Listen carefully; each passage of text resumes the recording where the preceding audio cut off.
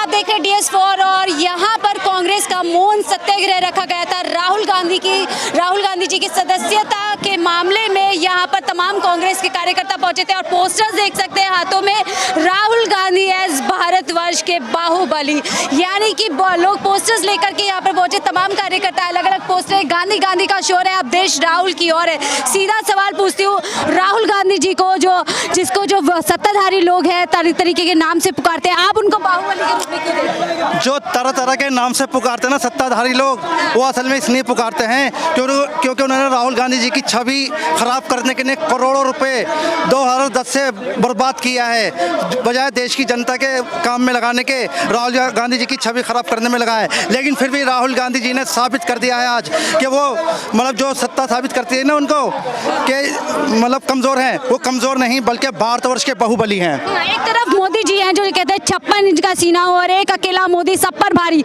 राहुल गांधी टक्कर दे पाएंगे? बिल्कुल टक्कर दे पाएंगे, क्योंकि पहली बात तो यह है कि 56 इंच का सीना है तो फिर जो है मणिपुर के ऊपर 3 महीने तक क्यों कुछ नहीं बोले। इन्हीं की सरकार दोनों तरफ तो है, मुझे पीड़ा हो रही है, क्रोध है और जो अपराधी उनको वो तो जब एक शर्मिंदा कर देने वाला जिससे हम सब शर्मिंदा हैं, फीलिंग आ रही है, उस पोस्टर वीडियो के वायरल होने के बाद जो है बोले हैं। और शायद वो वीडियो वायरल नहीं होता तो शायद अब भी नहीं बोलते। और दूसरा ये था कि संसद भी चलानी थी, सत्र चल रहा है संसद का, तो वो भी चलाना था, शायद इसलिए ही बोले। लेकिन अभी भी वहाँ के मंत्री जो है इस्तीफा नहीं दे रहे हैं, ना ही प्रधानमंत्री मोदी जी ने इस्तीफा लिया है। और वो ये तो शर्म की बात है, ये हिंदुस्तान का कल्चर नहीं है। हिंदुस्तान का कल्चर है बहन बेटियों को सदा सम्मान देने का, मान देने का, ये हिंदुस्तान का कल्चर है। जो ऐसा बोल रहे हैं ना, उनकी सोच ही मैं समझता हूँ बहुत छोटी है। लगता है आपको केंद्र सरकार राज्य सरकार दोनों इस मामले पे फेल हुई है, जानबूझ करके 2.5 महीने तक पूरा इग्नोर किया गया मणिपुर? देखिए, मैं ये कहना चाहूँगा कि फेल हुई है, वो पूरी तरह से फेल हुई है, क्योंकि वहाँ पर संज्ञान ही नहीं ले रहे। आज मैं सुबह न्यूज़ सुना था तो वहाँ पर दोबारा से दंगे भड़क उठे हैं। वहाँ भी बीजेपी, मणिपुर में बीजेपी सरकार है और दिल्ली केंद्र में भी डबल इंजन सरकार, लेकिन डबल इंजन फेल हो चुके हैं। अच्छा, लगातार कांग्रेस उस और ध्यान दिलाती रही प्रधानमंत्री मोदी जी का, राहुल गांधी जी दौरा करके आ रहे हैं, हमने देखा उनके जाने का असर हुआ कि वहाँ के सीएम इस्तीफा देने के लिए तैयार हो गए, लोगों के बीच जाते हैं, कहते हैं लोग इस्तीफा नहीं चाह रहे इसलिए अभी। अरे वो तो मुझे ड्रामा लगा था, मेरी नज़र से देखो तो, बाकी मैं ड्रामा लगा था। जिस तरह से राष्ट्रपति शासन लगना चाहिए वहाँ पे, तत्काल राष्ट्रपति शासन लगना चाहिए। और आपके चैनल के माध्यम से एक शेर सुनाना चाहता हूँ, ये कुछ देर की खामोशी है फिर शोर आएगा, और भाजपा वालों तुम्हारा वक्त है, हमारा दौर आएगा। तो ये मणिपुर के अंदर आप भी एक महिला है मैडम, महिलाओं के साथ कितनी बेइज्जती करी है, मतलब हम बयान नहीं कर सकते। हमारी बहनों के साथ, चाहे वो किसी भी पार्टी की थी, किसी भी समाज के थे, कोई भी लोग थे, वो इंसान पहले, समझ गए।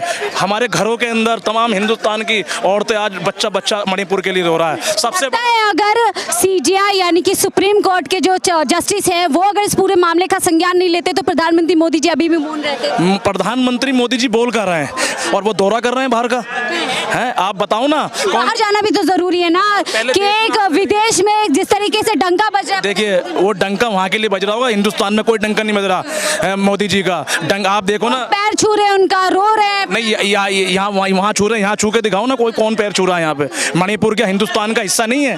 मणिपुर हिंदुस्तान का हिस्सा नहीं है, उत्तराखंड हिंदुस्तान का हिस्सा नहीं है?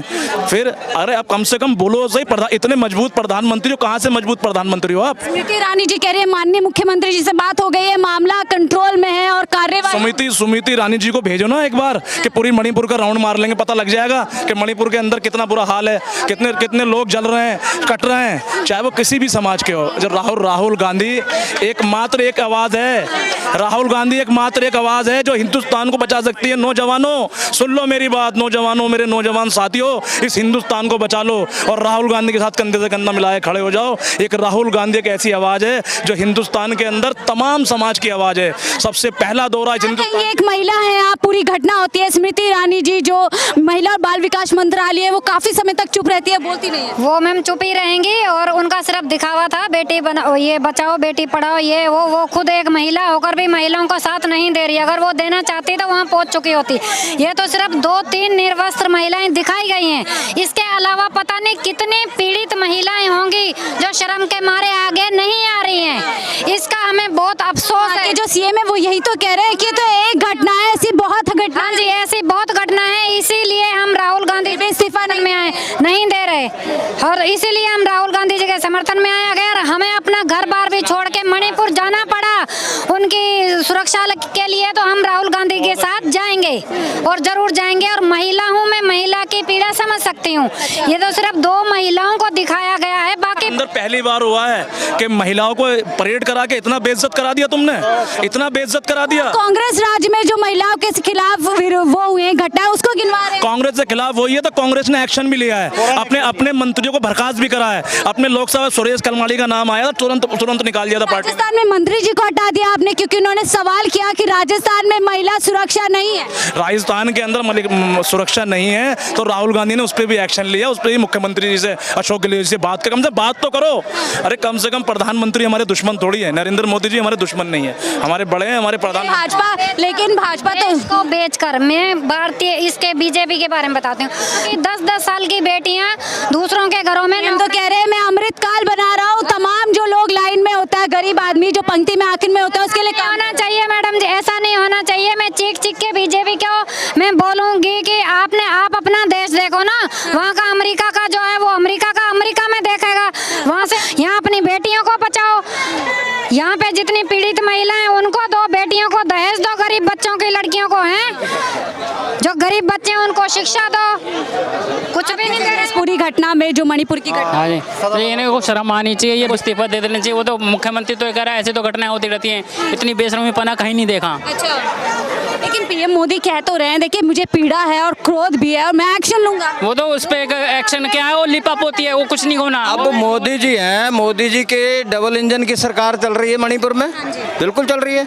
अगर मणिपुर में कोई केस हो गया और इतना भयंकर केस हुआ है, जब मोदी सरकार के ऊपर सवाल उठाता है विपक्ष, तो मोदी सरकार को अपना राज्य छोड़कर दूसरे राज्यों में कभी कुछ हुआ होगा तो वो गिनाना शुरू कर देते हैं, अपने राज्य में कार्रवाई करने के ऊपर नहीं आते।